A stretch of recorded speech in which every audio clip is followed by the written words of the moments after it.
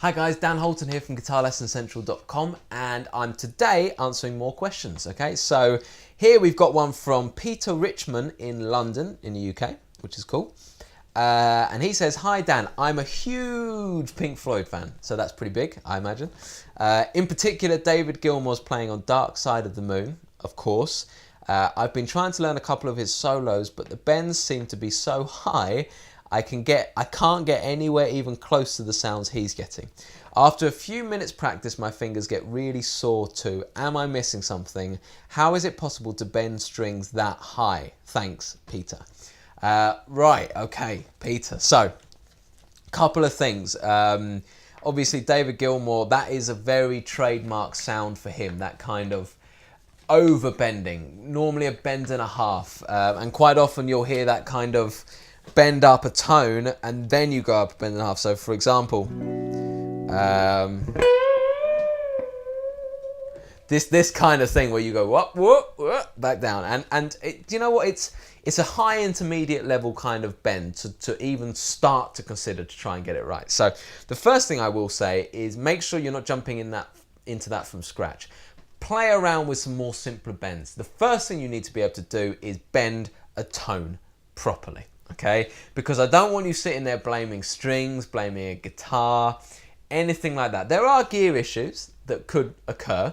For example, if your strings are too close to the fretboard, which is nice as a playing action, but when you start to bend over a tone, you might get a kind of choke, and you might physically not be able to pull the string up enough, and that's due to the setup of the guitar, which you can change. So if you're playing any kind of blues, I would suggest that would be too low for the strings, because you're always going to need to give it some when it comes to the bending. But that's it really. Beyond that point, you know, even with gauge 13 strings, you probably could just about do it, although I wouldn't recommend it. So a kind of gauge 10 would probably be ideal, gauge 9 or 10. 9 is probably slightly too light for my liking. But remember, if Stevie Ray Vaughan can do it, then we all possibly can, but I'm not sure. So anyway, that's the kind of gear talk. But from a technique point of view, you need to be able to do the tone bend, right? So let's say I was in the key of B minor. I need to be able to literally take my whatever note it is. So I'm going to take this B at the top here. Oh, that's on the 12th fret of the B string. And I just want to bend that up a tone. Okay, and you need to be able to get that first. And if you notice, when I do it, I use 3 fingers behind the bend to secure the bend. I personally like my thumb over the top because I feel more in control of the neck, but a lot of players kind of do it like that. I find it quite hard to control with the thumb at the back. So that's how it works for me. And I'm pitching the bend.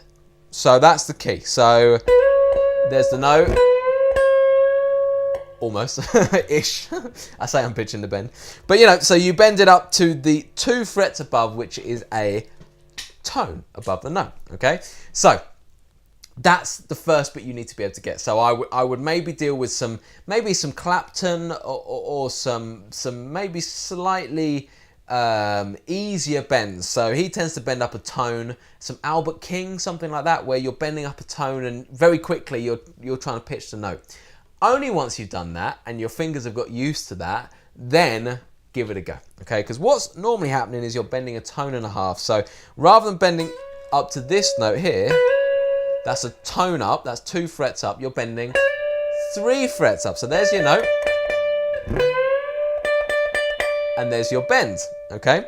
So you've just got to consistently play the note, come back and do the bend. Is it right? Not sure. Play the note again, come back and play the bend.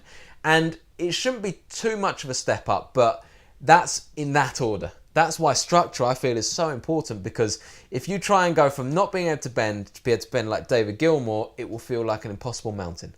If you go from not being able to bend to learning the technique, to playing some half bends, some whole bends, and then some full bends, it's going to feel like a very natural progression, okay? And then, you know, the Gilmour bends at the end of that. So that's how I would suggest. So it's very hard for me to say without seeing your playing, but hopefully that makes some sense to you, and you will just kind of rein yourself back in for a second to try some of those just normal bends, and then come back to the dark side of the moon and try all of that epic stuff.